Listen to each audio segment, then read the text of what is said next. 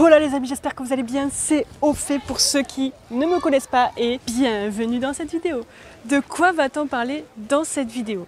Tout d'abord, nous sommes au Jardin de la Fontaine, c'est un très beau jardin sur Nîmes. Donc si vous entendez un petit peu des enfants crier ou même des personnes, voilà, crier aussi, voilà, pas forcément que des enfants, mais bref, voilà, vous m'avez compris, c'est tout à fait normal. De quoi va-t-on parler dans cette vidéo? Je vais répondre à la question, faut-il créer beaucoup plus de vidéos l'été, c'est-à-dire juillet-août, pendant les mois de juillet et août, faut-il créer beaucoup plus de vidéos sur YouTube? Pour répondre à cette question, j'ai fait un sondage sur mon groupe privé Facebook.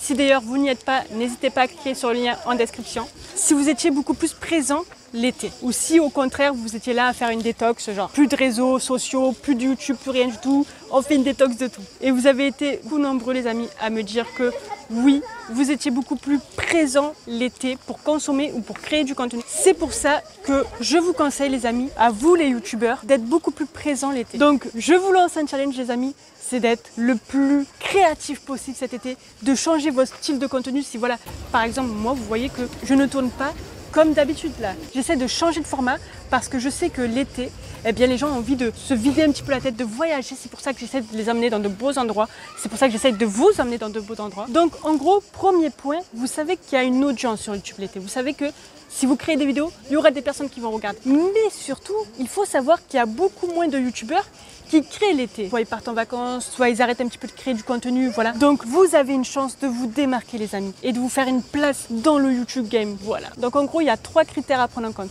Il y a une plus grosse audience, il y a moins de concurrence, mais attention, il faut essayer de changer de format, essayer de faire voyager votre audience. Alors je sais que par exemple si vous êtes gamer, ça va être un petit peu compliqué, voilà, de tourner à l'extérieur, etc. Je suis pas bête, je le sais que c'est plus compliqué.